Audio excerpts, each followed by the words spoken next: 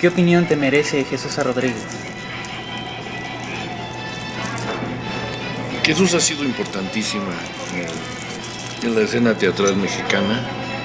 Ella es la heredera de la tradición que arranca con el teatro de carpa en las primeras décadas del siglo XX.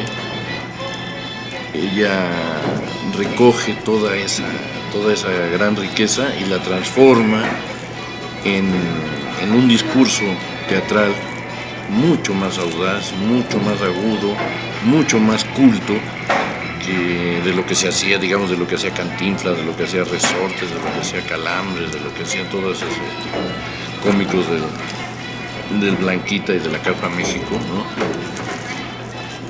Pero ella llega ya en un momento en que los espacios para el teatro de cabaret en México están muy acotados, van de salida.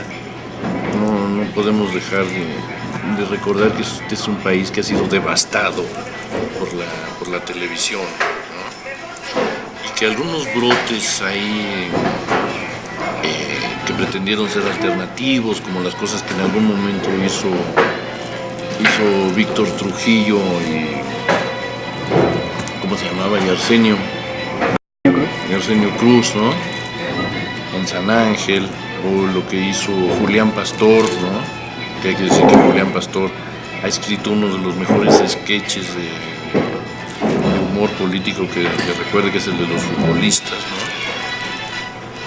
Todo ese talento y el corral de comedias que tuvo Julián Pastor ahí en donde está ahora la Sogena, en Coyoacán, todo eso eran espacios cada vez más sofocados, más acortados, más asfixiados por el peso demencial de la televisión, ¿no?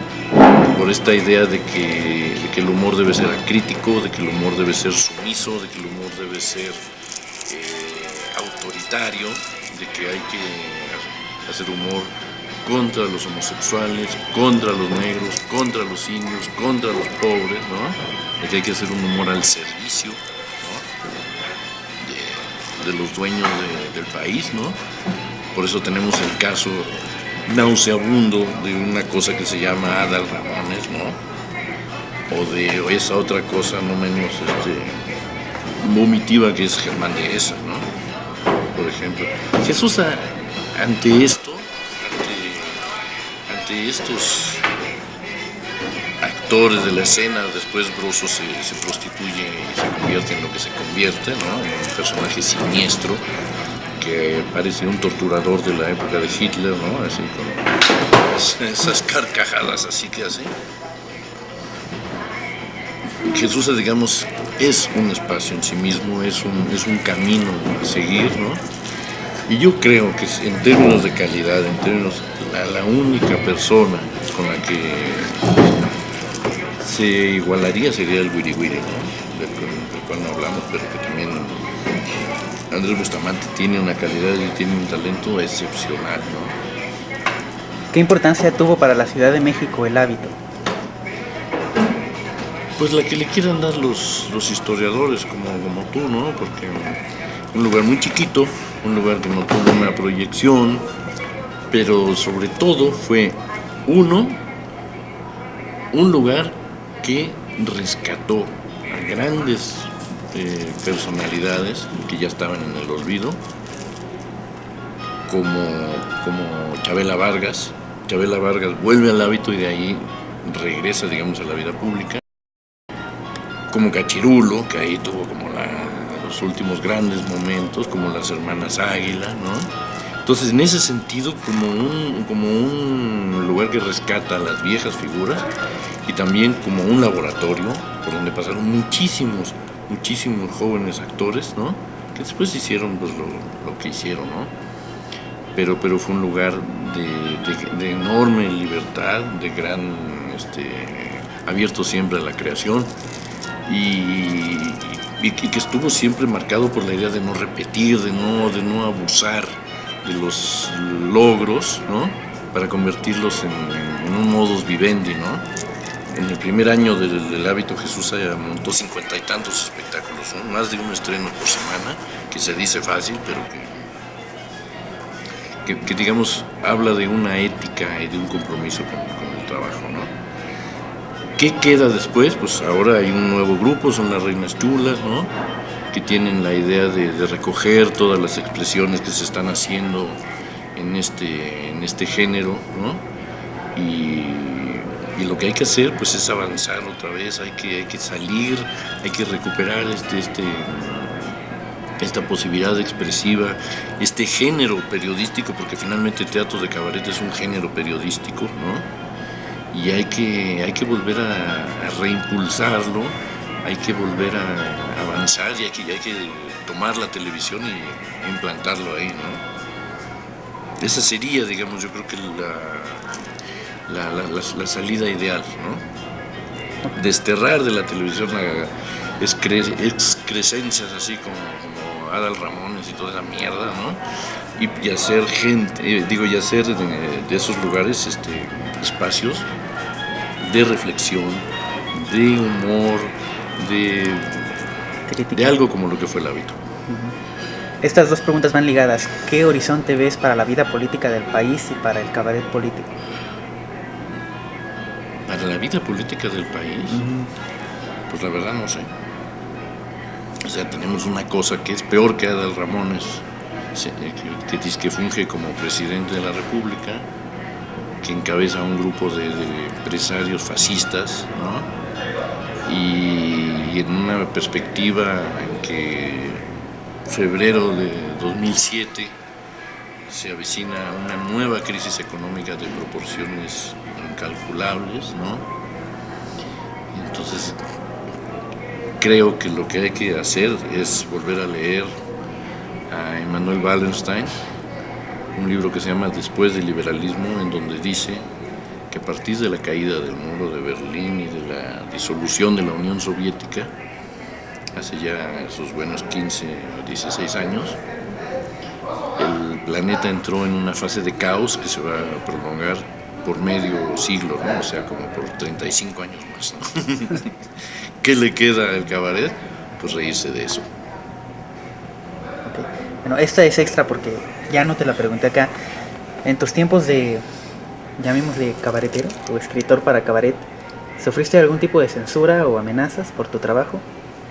No, solo los chistes que no entendía Jesús. Ok. Y otra más.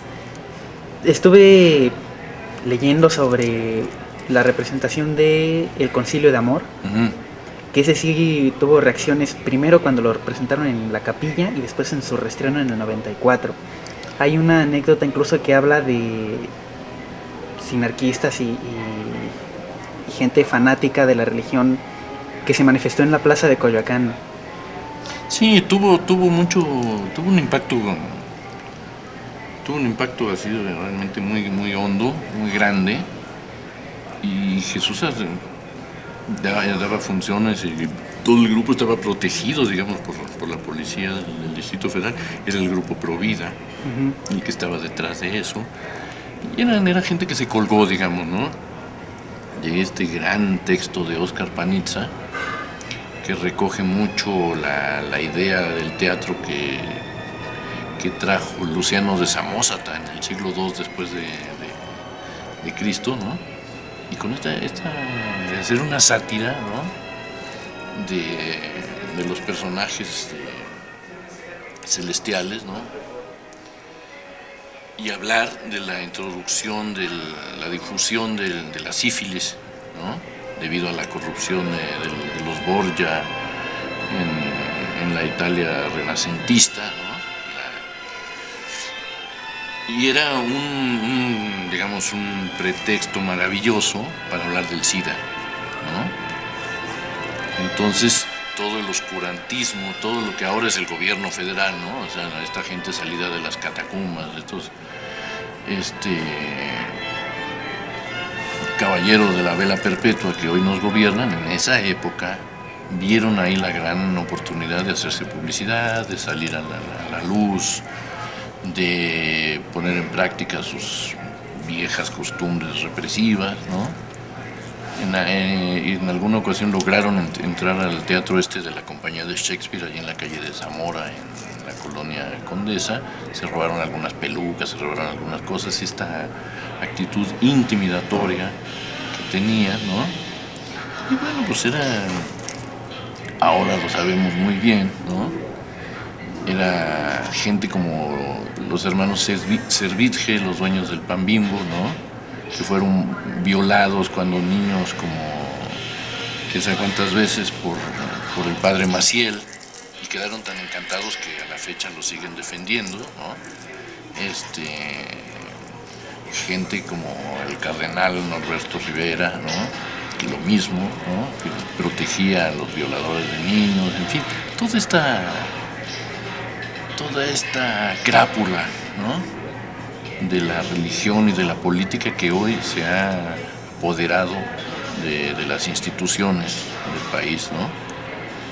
En ese momento se manifestaron, en ese momento nos dijeron, ay, espérenos porque vamos a llegar, y llegaron, ¿no? A lo mejor sería, bueno, no sé, habría que preguntarle a Jesús a eso, ¿no? Si no sería conveniente y oportuno volver a poner el concilio de amor, ¿no?